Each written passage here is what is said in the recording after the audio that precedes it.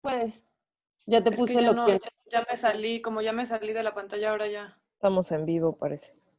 Ujú. Me parece. Ya se está grabando. Buenos días a todos y a todas. Les vamos a pedir un poco de paciencia. Vamos a dar unos 5 minutos Pero- antes de empezar para que se vayan incorporando los medios de prensa. Admitir.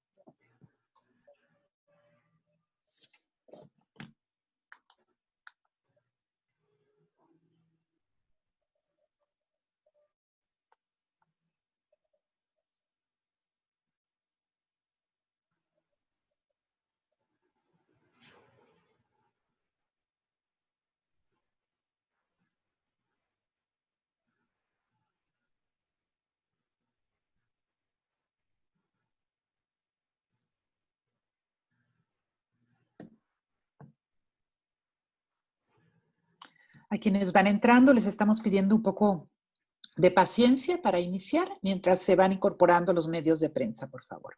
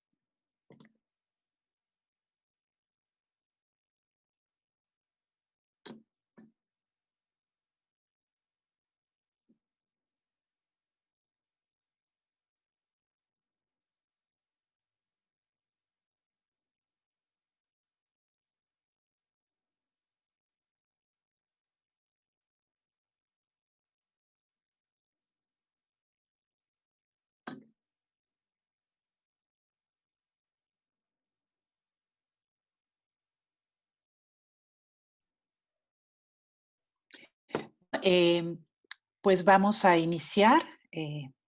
Si podemos, por favor, poner las imágenes para que podamos ver a nuestros invitados. Es un gusto el día de hoy poder estar con todos ustedes, que nos acompañen los medios de prensa.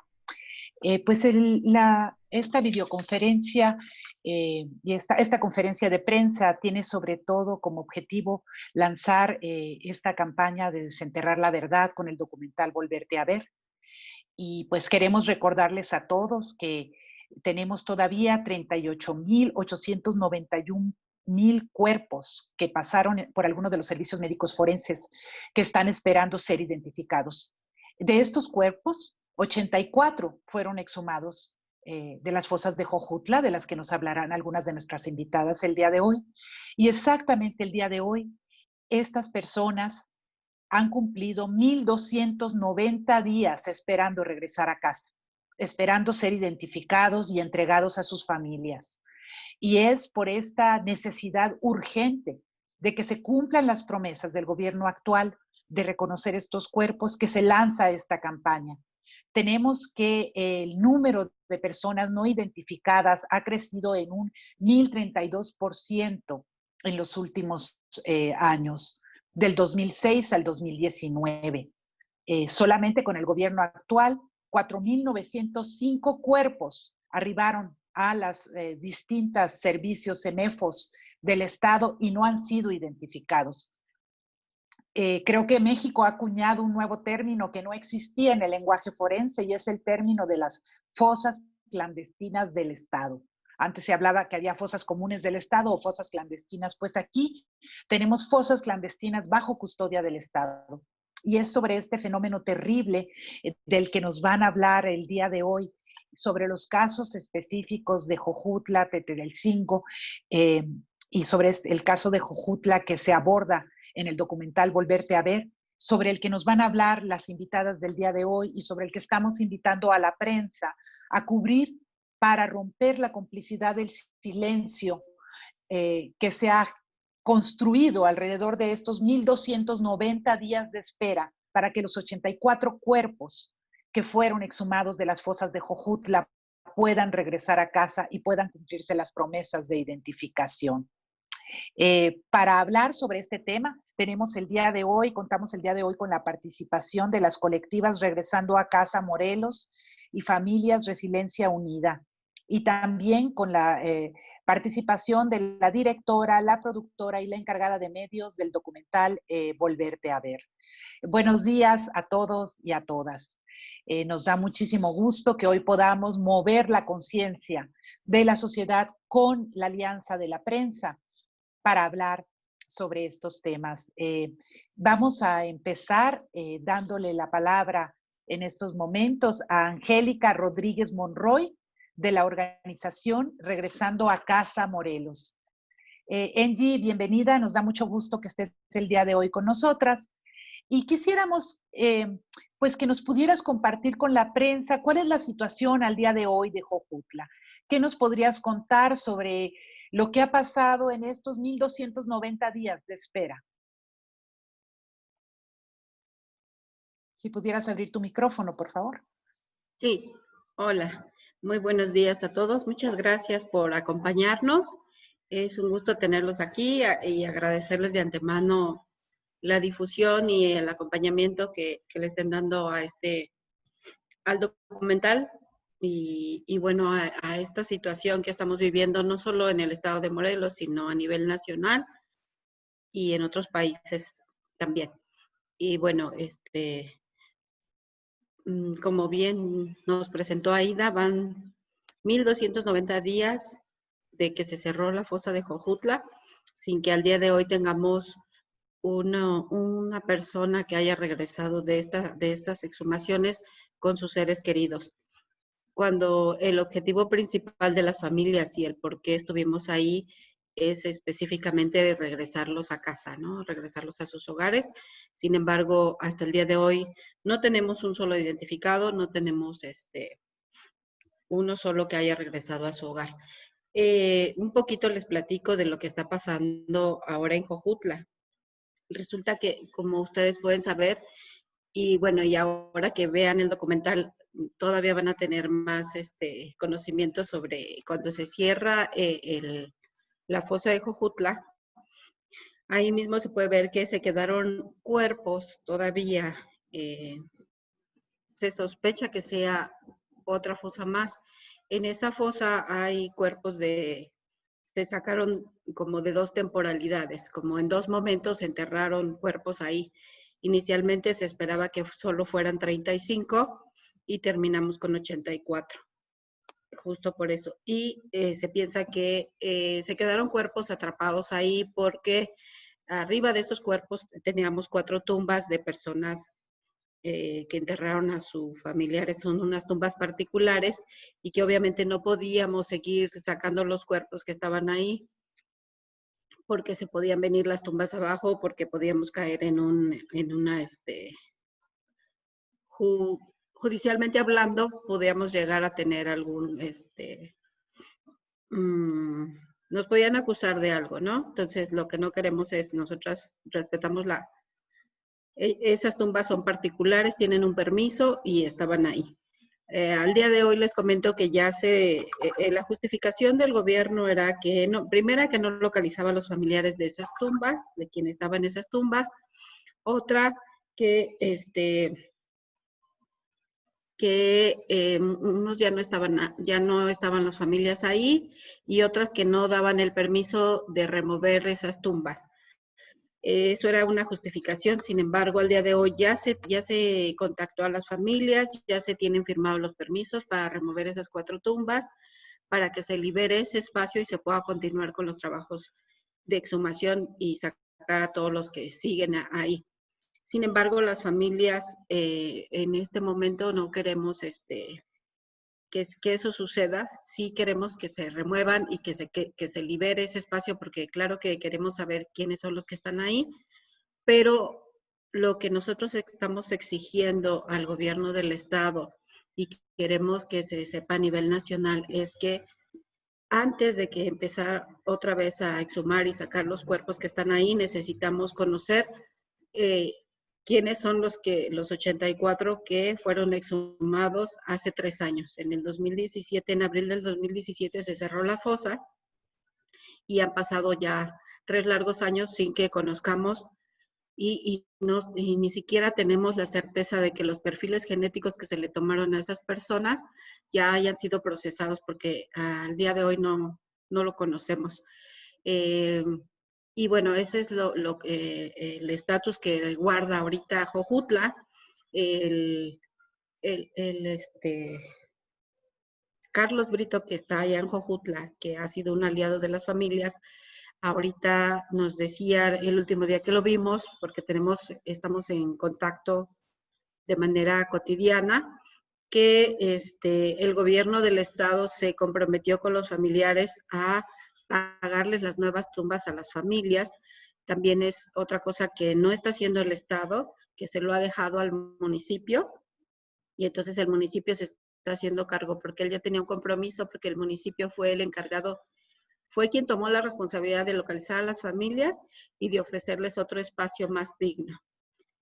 También tenemos el conocimiento de que esas tumbas que están ahí, el municipio en aquel momento las dio de manera gratuita, se las ofreció a esas personas de manera gratuita, pensando nosotros que con toda la intención de que en algún momento no fueran removidas, ¿no? Porque se nos hace muy raro que en el panteón hasta la orilla, el panteón del lado izquierdo es donde están todas las tumbas particulares, a donde se pagan los predios, y sin embargo del lado derecho, donde está la fosa, y muy hasta el rincón, como olvidados, ellos le hayan donado a esas familias ese lote para como volver a esconder algo que no quiere que salga a la luz. Y bueno, por mi parte sería todo. Muchas gracias. Muchas gracias, Angie.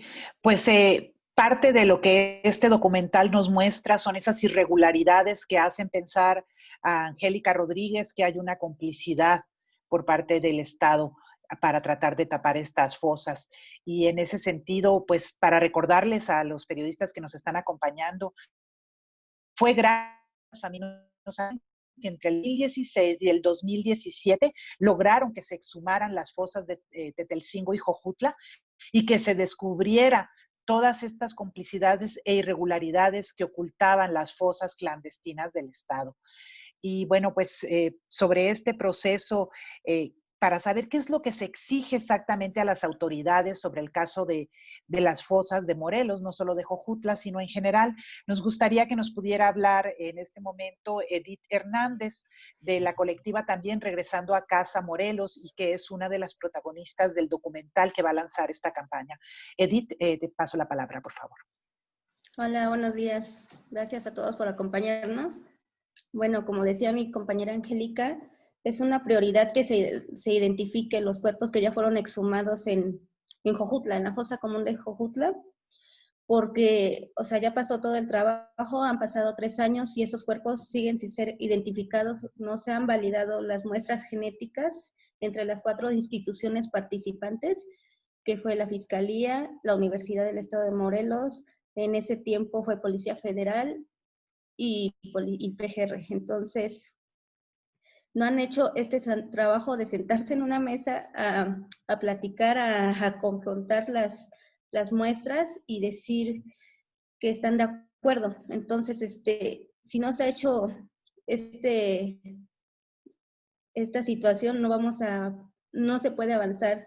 Ese está a cargo del fiscal general. Él quedó muy formal en que iba a citar a las instituciones que estaban encargadas, y esa es la fecha que no ha sucedido. Entonces, primero, una de nuestras primeras exigencias es eso, que se identifique primero a los cuerpos de exhumados de Jojutla antes de reabrir Jojutla. Esto porque si no se vaya a hacer un acúmulo, ¿no?, de los cuerpos y no llegan a casa, no regresan a casa, como fue el caso de mi hermano, ¿no?, en la fosa de Tetelcingo.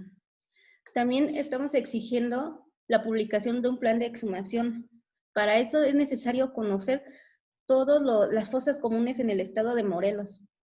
Necesitamos conocer una ruta crítica ya para que se reabra la fosa de Jojutla con la participación de las familias, sin las familias no, donde se nos garantice, ¿no?, con tiempos y se comprometa a la Fiscalía que van a realizar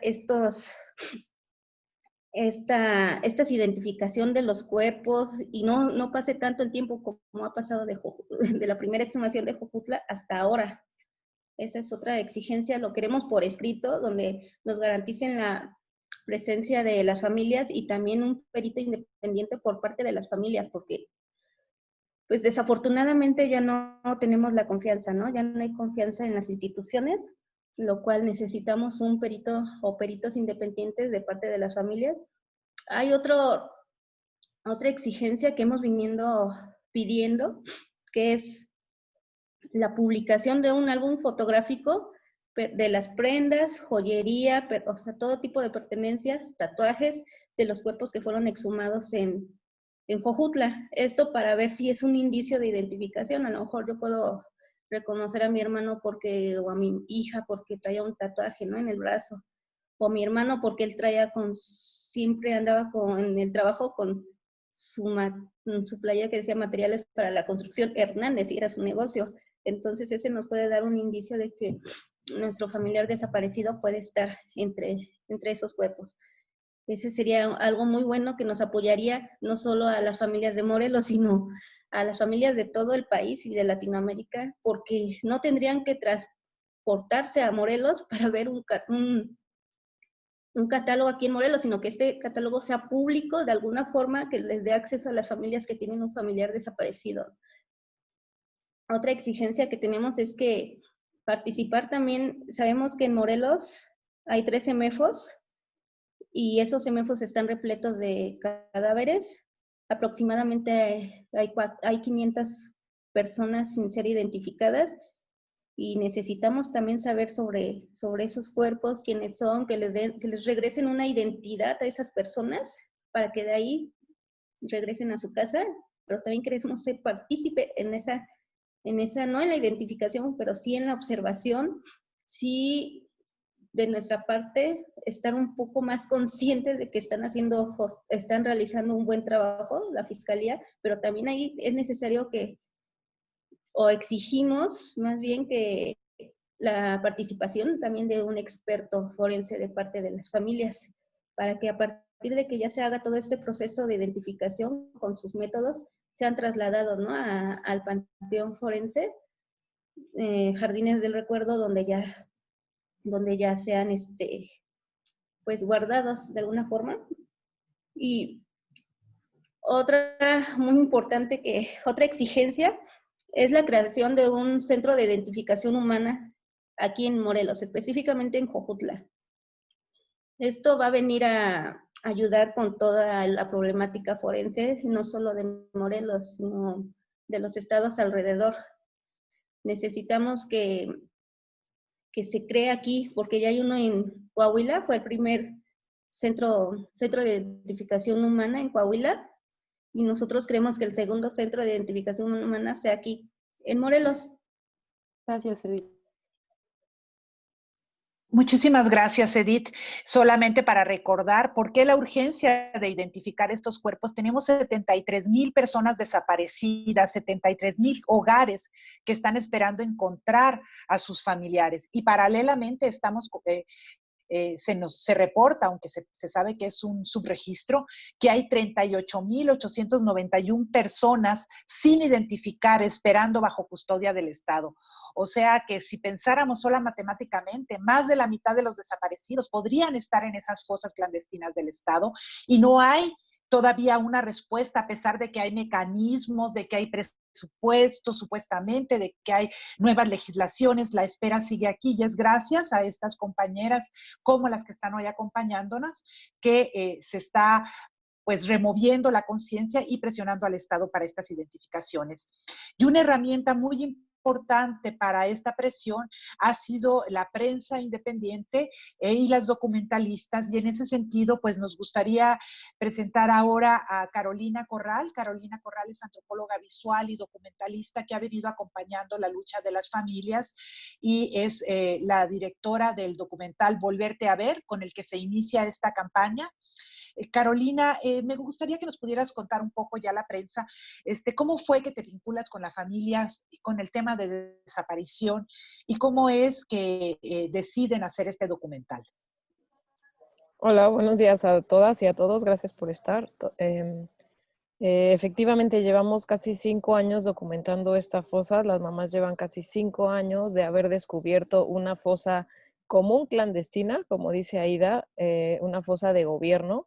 Es gracias a ella que sabemos, que empezamos a saber que gobierno entierra a nuestros desaparecidos en fosas comunes, sin decirnos, sin tenerlo claro, porque esto lo sabemos gracias a que los familiares de Regresando a Casa, también Amalia y María Hernández, que encontraron a su hijo Oliver en la fosa de Tetelcingo, avisan a la prensa, a la Universidad de Morelos, que su hijo está enterrando ahí injustamente y sin que le hayan avisado. Entonces, pues ante esta situación, Magali y yo empezamos a documentar la fosa de Tetelcingo, primero yendo como a hacer un pequeño reportaje. Y allí nos damos cuenta que hay un montón de historia atrás que contar. Repito, es una fosa del gobierno donde hay desaparecidos. Allí fue donde conocimos a las demás mamás y empezamos a colaborar. Hasta ahora es un documental cercano en el que tratamos de acercarnos a vivir junto con ellas esos días de exhumación, esos días en el que gracias a ellas sabemos quiénes están en esa fosa. Han pasado muchos años y los que participaron en las exhumaciones, los profesionales que tienen los datos de las personas enterradas, no los han entregado, no los han mostrado. Y del archivo del que disponemos ahorita para saber quiénes están ahí más o menos es el archivo que generaron las mamás, con dibujos, con su amor, reflejando lo que veían en cada cuerpo y dibujándolo con mucho cariño, sus tatuajes, sus ropas, ropas que no deberían estar en la fosa porque las ropas no van en una fosa, y bueno, todas las negligencias de gobierno las sabemos porque ellas las documentaron, ¿no? Entonces, el documental también refleja todo este amor, no solo cifras, sino todo el amor que está implicado en la búsqueda de ellas. Hablar, como dice Aida, y como reporta la nueva investigación de Quinto Elemento Lab sobre fosas comunes, de la morgue a la fosa común fueron llevados al menos 27,271 cuerpos sin identidad. O sea que, como dice Aida, podemos estar hablando de que casi la mitad de nuestros desaparecidos está en las fosas comunes. Podemos empezar a hablar, además de fosas clandestinas y de crimen organizado, de las fosas comunes del país como una prioridad, como en otros países. Queremos saber, esto que pasó en Morelos está ocurriendo en todo el país. Queremos también saber quiénes están enterrados en las porque la misma situación que le ocurrió a Edith le está ocurriendo a muchas familias. Edith y su familia buscaron por muchos años a su hermano en los CEMEFOS y fueron a fiscalías y a CEMEFOS a preguntar por su hermano y les dijeron no lo tenemos. Y su hermano apareció en las fosas de Tetelcingo gracias a la presión de familiares por abrir las fosas, perdón. Entonces, les invitamos a ver el documental, si no lo han visto, para empaparse un poco más del trabajo de las colectivas en la fosa de Morelos y para ayudarnos a seguir presionando en todos estos trabajos que, como mencionaron las compañeras, están pendientes, porque los cuerpos se sacaron, pero los volvieron a meter en otro lugar un poco más ordenados, pero todavía no nos dicen quiénes son. Y contraviniendo a lo que dijo Graco Ramírez al inicio, que dijo, todos esos cuerpos tienen identidad, no se preocupen, pues se vio que no, 11 cuerpos de Tetelcingo ya fueron devueltos a sus familiares, incluyendo Israel Hernández, el hermano de Edith. Entonces, hay muchas cosas pendientes en las fosas, no hemos acabado y queremos continuar la lucha y la devolución de los cuerpos a sus familias. Gracias. Muchísimas gracias, Carolina. Les recordamos que el lanzamiento de Volverte a Ver es parte de la campaña Desenterrar la Verdad, que se está iniciando el día de hoy y a la que va a tener distintas iniciativas que les invitamos a seguir. Porque, como dije al principio, es la prensa independiente comprometida con la verdad, uno de los principales aliados en esta lucha. Como parte de este trabajo está el informe del que nos estaba hablando Carolina, en el que también participó el portal ¿Dónde van nuestros desaparecidos? Ellas pidieron al portal de transparencia que les dieran datos exactos y les dijeron que para Morelos había 391 cuerpos sin identificar. Estamos seguros que eso es un subregistro y urge tener los datos exactos de en estos 13 MEFOS cuántas personas están esperando regresar a casa. Este mismo informe nos dice, por ejemplo, que hay 5,446 personas esperando en CEMEFOS y 27,271 en fosa común, pero también nos dicen que se entregaron a universidades del país 2,589 cuerpos sin identificar. Yo creo que ese es un tema pendiente con las universidades también. ¿Cuáles y cómo son los protocolos que se siguen para entregar estos cuerpos a las universidades para que puedan trabajar a nivel de experimentación con estos cuerpos? Y si entre ellos puede haber desaparecidos también. Yo creo que son muchos temas pendientes. Y para iniciar esta campaña, pues también las alianzas internacionales son muy importantes y Volverte a Ver ha lanzado una dimensión internacional de esta campaña de la que nos gustaría que nos platicara un poco Magali Rocha, cómo se ha movido el documental, dónde ha estado, cuáles han sido las estrategias para llevar las voces de las familias más allá de las fronteras. Muchas gracias, Aida. Sí, gracias a todos por estar por aquí, todos y todas. La película se estrenó en el festival de Sheffield Dog Fest en el Reino Unido. El 10 de junio estuvo disponible en línea un mes. Ahora se va a presentar en línea también. Tendrá su estreno nacional en el Festival de Docs MX el 8 de octubre. A partir del día de mañana lo podremos estar viendo en línea. Tendremos una función gratuita. Bueno, el festival tiene un sistema de cobro por visionado de película que va a ser de 25 pesos y solamente habrá una función gratis que será el 18 de octubre para que también todos la puedan ver ese día. Posteriormente estaremos en el Festival de Guadalajara en noviembre y esos son los festivales en los que estaremos presentes aquí en México. En Reino Unido estaremos nuevamente igual en un festival que se llama Screening Rights y también quedamos seleccionadas en un festival en España en noviembre, en el Festival de Gijón. Este es el recorrido que tendrá la película en festivales. Esperamos el próximo año tener un estreno también en salas y en alguna plataforma en línea. Y bueno, también hemos tenido un par de funciones de la campaña de impacto, de las cuales nos va a hablar Merlina, la productora de Impacto. Le voy a dejar la palabra para que nos comente brevemente. Muchísimas gracias. Pues la campaña de Impacto Desenterrar la Verdad que estamos lanzando con las colectivas y con la sociedad comprometida el día de hoy tiene como objetivos generar empatía hacia las colectivas de Morelos y el movimiento por nuestros desaparecidos en México, para sensibilizar a la crisis forense en Morelos y también en todo el país, ya que, como mencionaban, pues tenemos muchísimos cuerpos sin identificar, y el incidir puntualmente en el caso de las fosas de Jojutla y Tetelcingo. ¿Cómo? Pues como nos decían las compañeras, primero a través de exigir la identificación de todas las personas que ya han sido localizadas y que fueron desenterradas de la fosa, Esto corre por la responsabilidad de la Fiscalía del Estado, así como de otras instituciones, y en su momento la reapertura ordenada de la fosa y de forma debida en Jojutla, siguiendo los protocolos y con el apoyo de las familias. Entonces, para esto vamos a crear comunidad en torno a las colectivas, queremos vincular el documental con movimientos sociales, queremos hacer esta conversación en torno a la crisis forense, y bueno, hemos estado proyectando el documental tanto con colectivos de familiares, por ejemplo, en el plantón de desaparecidos que hubo en la Ciudad de México en el mes de junio, así como con autoridades. Estuvimos con las autoridades municipales de Jojutla, con el alcalde, y también estuvimos con una función para autoridades del gobierno del estado, a la cual la Fiscalía no asistió.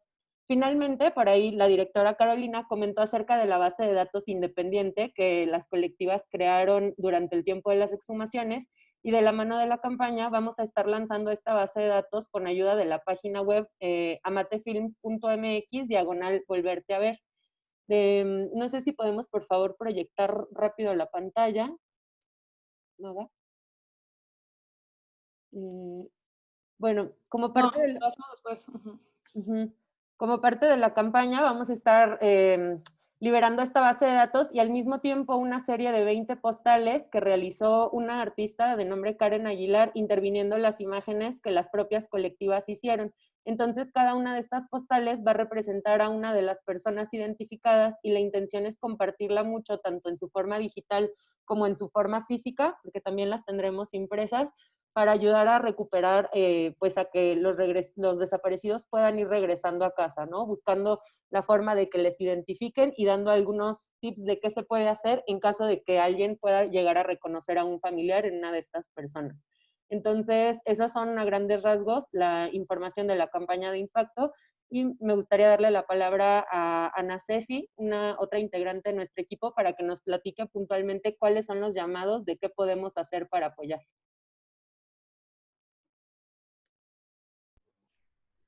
Buenos días.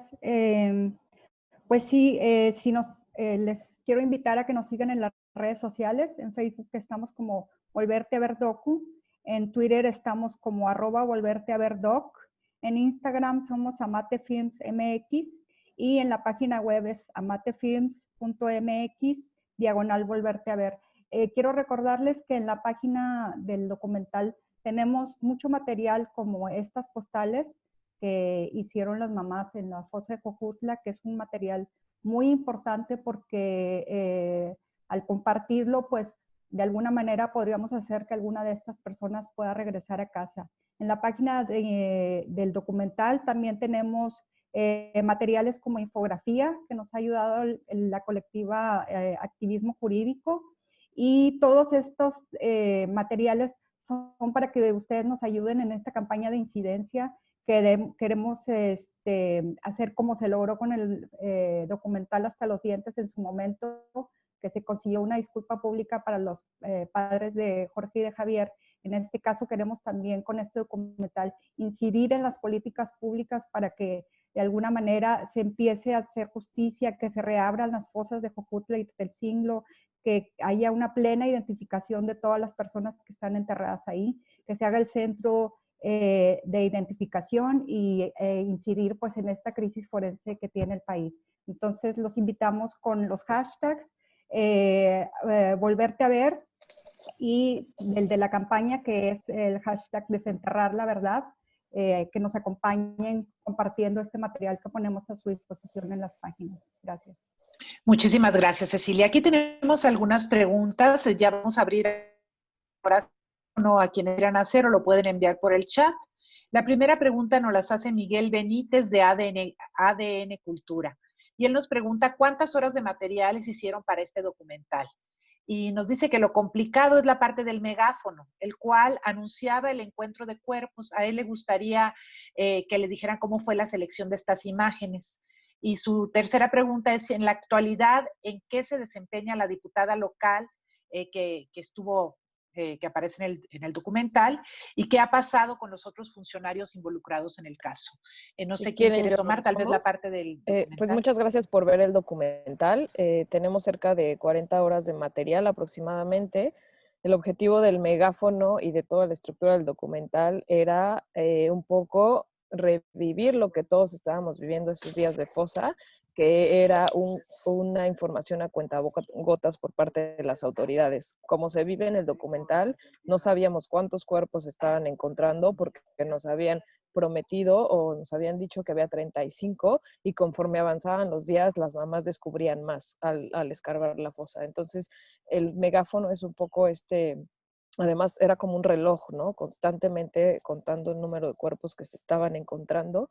Ese es el rol del megáfono, darnos como una estructura, una sensación de tiempo, de estar ahí, una información a cuentagotas, que eso fue lo que vivimos. No estoy segura qué esté haciendo ahora Hortensia Figueroa, sabemos que salió un poco más, se salió del PRD con una deuda, además está perseguida por peculado, no sé en qué se desempeña ahora. Hay una otra funcionaria que está que está bajo proceso, que es Ana Lilia Guerrero, que era la exdirectora de servicios periciales del Estado y la que facilitó la inhumación en Tetelcingo. Ella está siendo procesada por el caso de Oliver Wenceslao. Es un juicio que llevan Amalia y María Hernández, mamá y tía de Oliver. De allí en fuera hay otros más de 72 funcionarios implicados para Tetelcingo, no sabemos cuántos para Jojutla, pero ninguno más está en proceso. El fiscal Dorantes, que era el responsable de la fiscalía en ese entonces, ha tenido diferentes cargos, como se fue a la PGR a Durango en cuanto se supo lo de Tetelcingo. Ese es un poco lo que está pasando con funcionarios. Gracias. Muchas gracias, Carolina. Pues aquí Fernando Camacho de La Jornada nos pregunta que a qué atribuyen el hecho de que no hayan identificado un solo cuerpo de las fosas, que si creen que hay miedo de que las evidencias demuestren la complicidad de algunos funcionarios públicos o es pura ineptitud. Definitivamente hay miedo. O sea, creo que este documental refleja que el gobierno termina de desaparecer personas por un rango de situaciones que van desde una inocente flojera hasta una complicidad con el crimen organizado y todo lo que hay en medio. Entonces, claro, o sea, Jojutla y Tetelcingo esconden tantos secretos como cuerpos hay enterrados. Entonces, al empezar a destaparse, van a destapar muchos secretos que, claro, que les conviene que no. Entonces, es muy evidente que el gobierno está retrasando la entrega de cuerpos y la identificación por eso, porque las cosas se pueden hacer muy rápido, como Angie ya mencionó. Nos habían dicho que las tumbas privadas que dejaron encima de los cuerpos no se podían quitar y este nuevo gobierno, con la ayuda de Carlos Brito, regidor independiente, logró hacerlo muy rápido. Entonces, es voluntad política, es miedo, es claro que hay muchas cosas ahí enterradas. Hay cuerpos de Siedo, por ejemplo, hay cerca de 10 cuerpos de Siedo de los que no se está hablando, no sabemos su origen, no sabemos qué pasó. Las mamás registran señas de tortura muy graves y estar diciendo esto es lanzar una llamarada al aire, pero claro que hay secretos enterrados. Muchísimas gracias, Carolina. Quisiera tantito abonar a esta pregunta. Y claro que también para nosotras como familia está siendo como muy evidente que probablemente ellos quieran estar arreglando las carpetas que no tenían a conveniencia, ¿no? Porque es muy, muy evidente que no quieren que salga a la luz todo lo que está ahí. Gracias. Muchas gracias, Angie. Aquí Gisela Islas de Netza Radio 97.3 FM nos dice que el impacto que ha tenido difundir la información en la conferencia matutina de López Obrador es muy grande. Si han pensado ustedes como estrategia en mostrar el documental en ese espacio. Y de una vez tomo la pregunta de Manuel de Filmweb. Dice, ¿en algún momento hubo trabas o intentos de censura o de intimidación por parte del Estado por lo delicado que es este tema?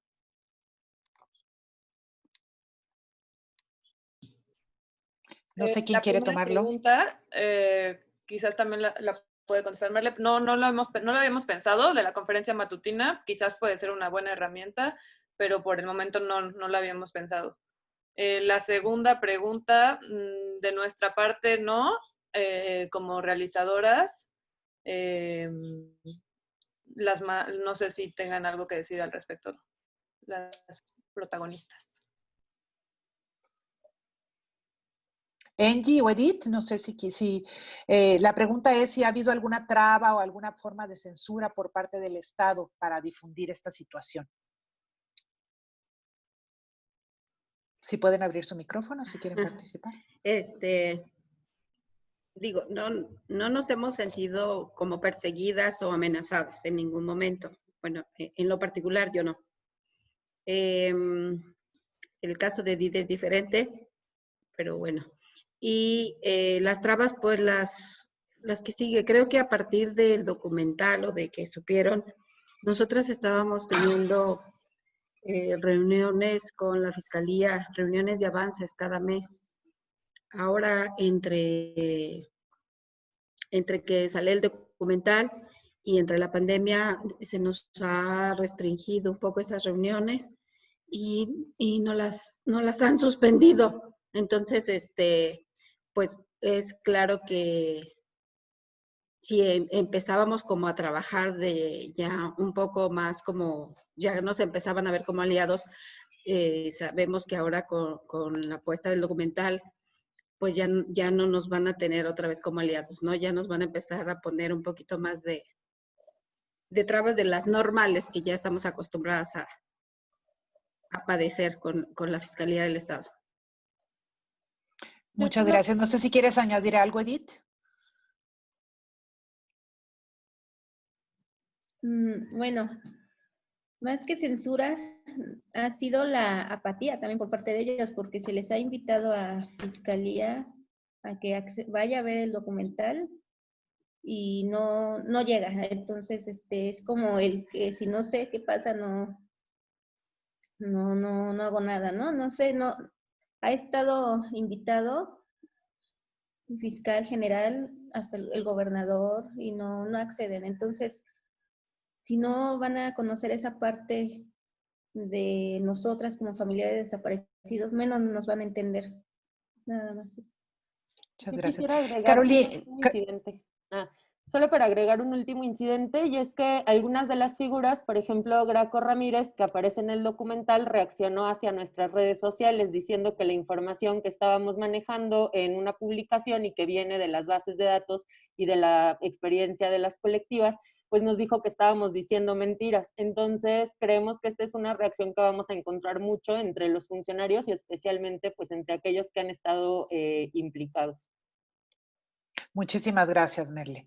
Carolina, nos pregunta aquí Adriana Rivera, ¿qué motiva a Mate Films a involucrarse con temas que representan un riesgo jurídico y legal para ustedes?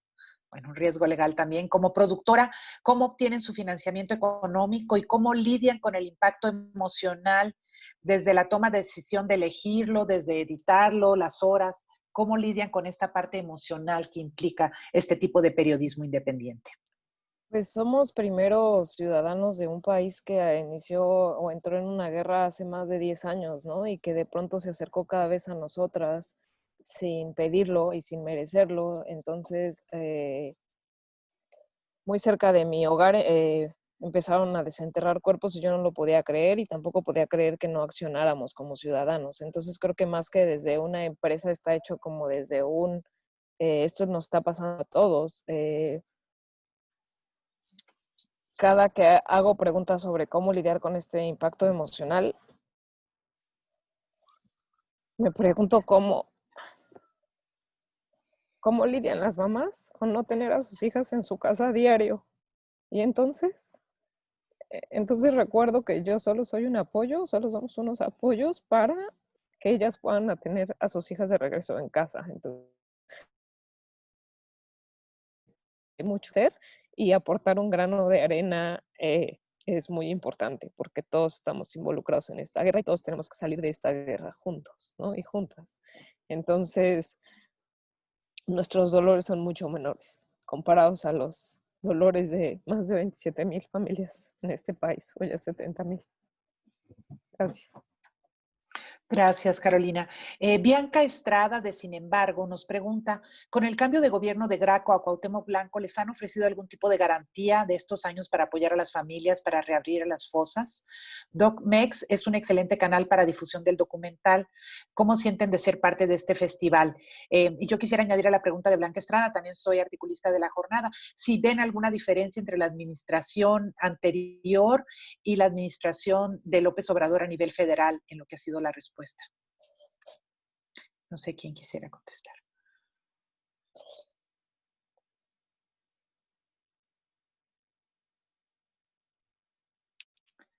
¿Sí? No sé si... Bueno, de entre los dos gobiernos, si vemos alguna diferencia, no vemos ninguna. Por lo menos, bueno, Graco era muy cínico, nos daba la cara, nos atendía, nos decía todo que sí. No decía cuándo, pero sí nos decía que sí, y por lo menos nos veía, ¿no? Pero aquí con nuestro nuevo gobernador, con Cuauhtémoc, simple y sencillamente no quiere vernos, no tiene cara para escucharnos, para vernos a los ojos. Se ha negado rotundamente a recibirnos. Pareciera que este tema no es de su importancia. Bueno, para Graco tampoco era de su importancia, pero por lo menos era como más político, ¿no?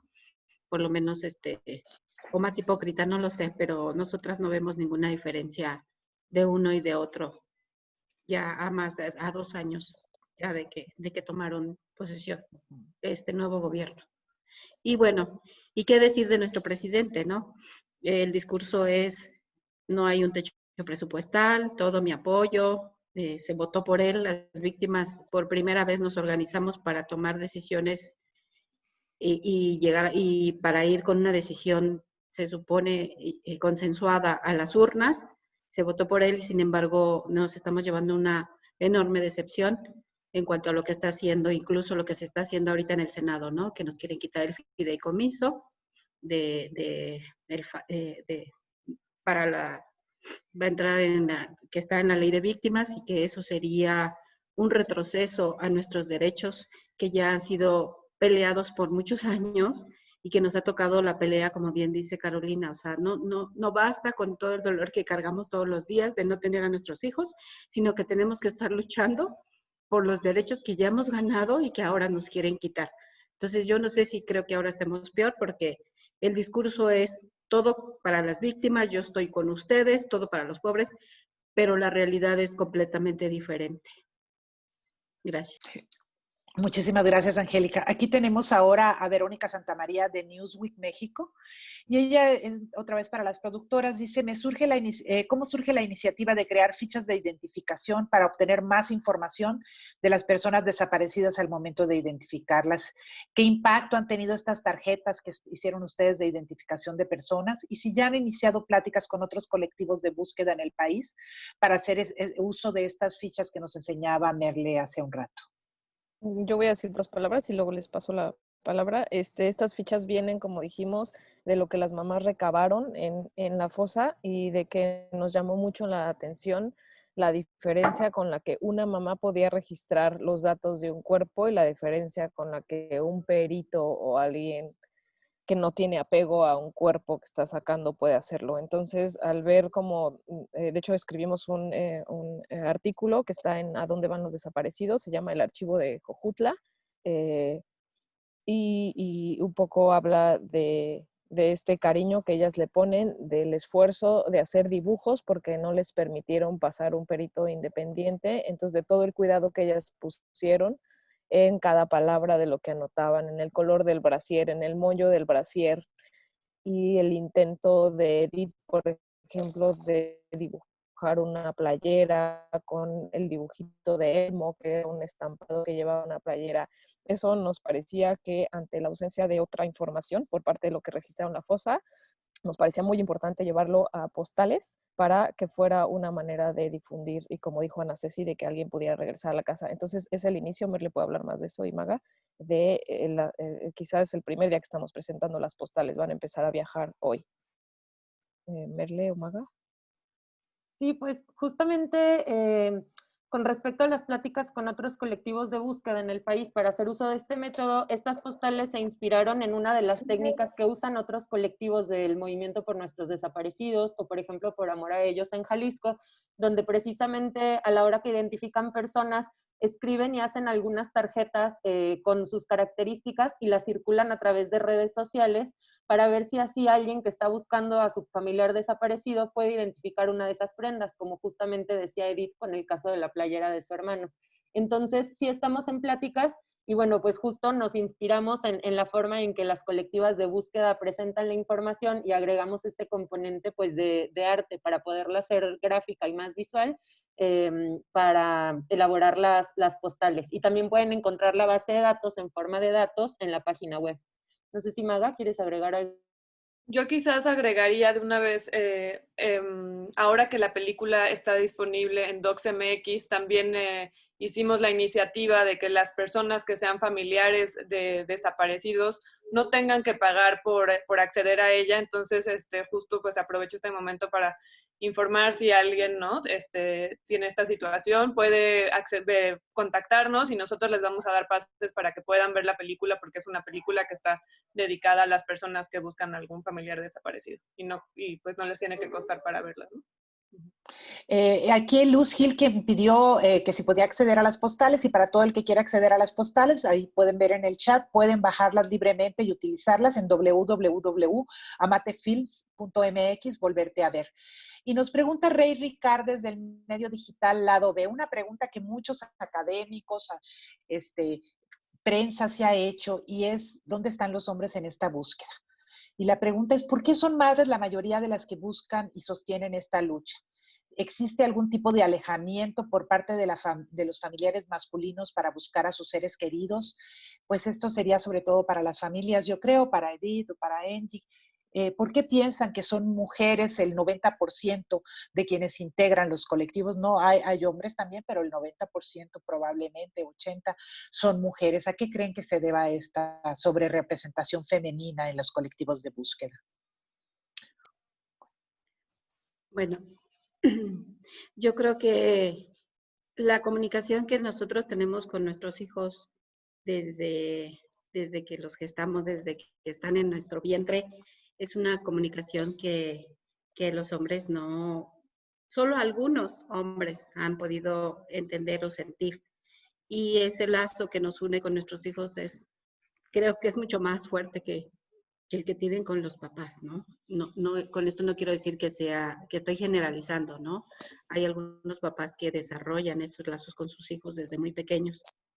Y sin embargo, también, por lo que nosotras hemos podido ver en nuestra experiencia, este es un dolor que es demasiado fuerte y que muchos hombres, a pesar de que dicen ser los fuertes en una familia o el sostén, en la realidad es otra, ¿no? Las mujeres tienen una fortaleza, somos más fuertes que ellos,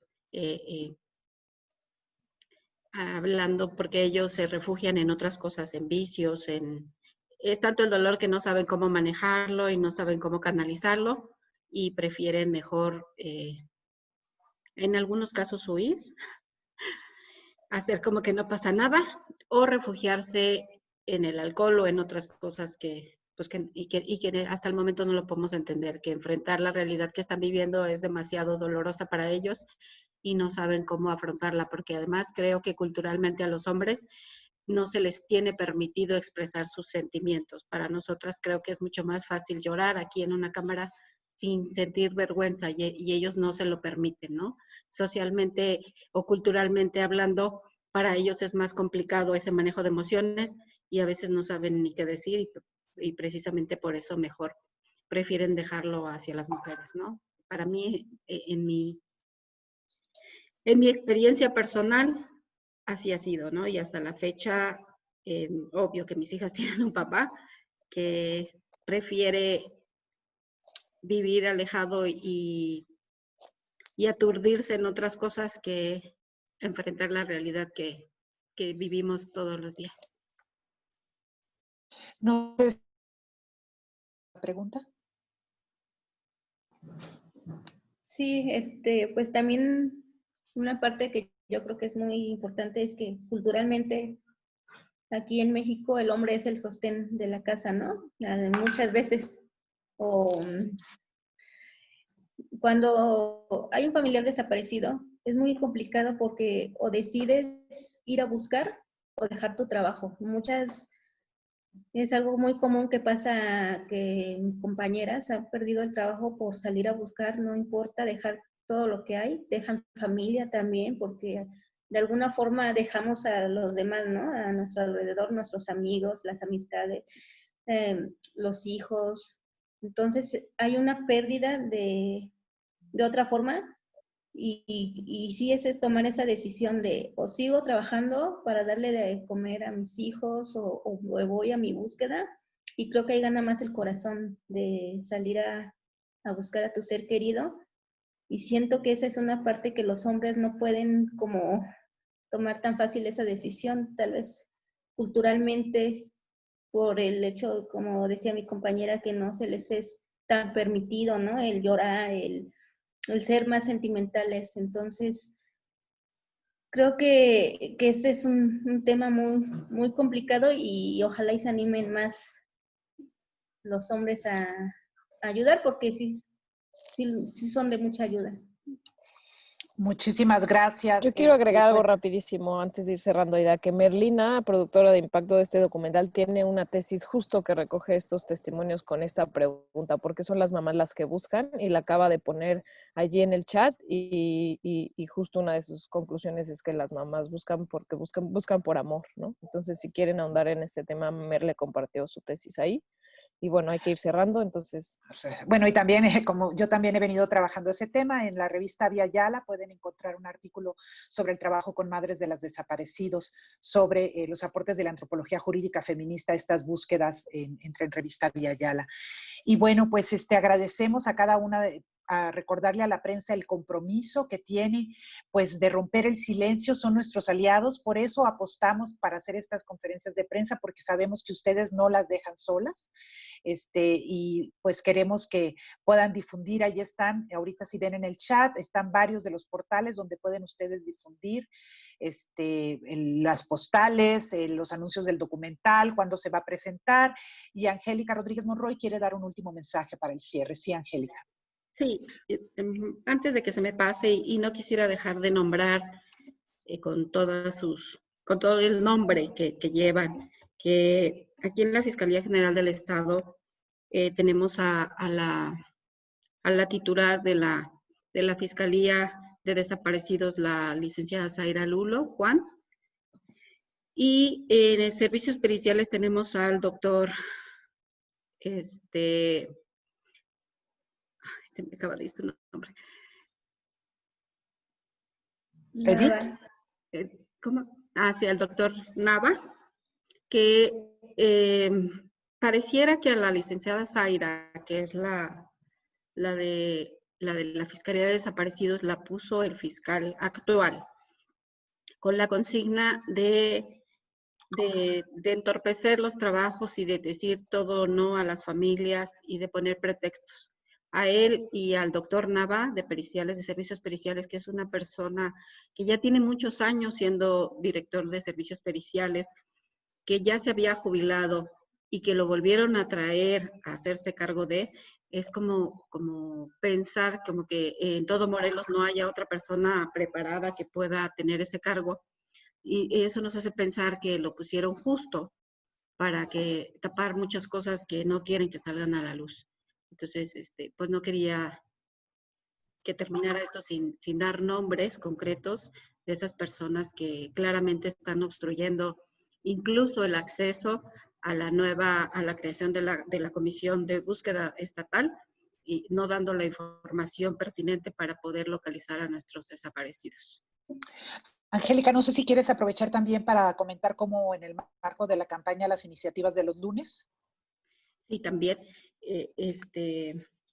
pues igual agradecerles y informarles que estamos ahí todos los lunes a las 10 de la mañana fuera de Palacio Nacional, en Casa de Gobierno, ahí en Plaza de Armas, manifestándonos y denunciando cuántos días han pasado desde del cierre de la fosa de Jojutla, exigiendo y empujando que estos 84 cuerpos ya se haga la validación de los perfiles, como decía Edith hace un momento, para que empecemos a que se puedan subir, una vez validados, se suban a base CODIS y puedan empezar a regresar con sus seres queridos, que esa fue la finalidad, porque creo que el trabajo de hace 3 años fue un trabajo muy, muy pesado, muy arduo. Fueron muchos recursos materiales, económicos y humanos, como para que solamente nos falte dar el último pasito y las autoridades se estén negando a hacerlo. Muchísimas gracias. Muchas gracias. Los esperamos entonces también los lunes acompañando a las familias, recordándoles que no están solos y que por qué los buscamos, porque los amamos. Muchas gracias a todos y a todas y a toda la prensa solidaria. Les pedimos que difundan el documental y pueden tomar todos los links que se han compartido y utilizar el material de la mejor manera para impulsar esta campaña para #desenterrar la verdad. Muchas gracias. Muchas gracias. Muchas gracias. Gracias a todos. Gracias, hasta luego.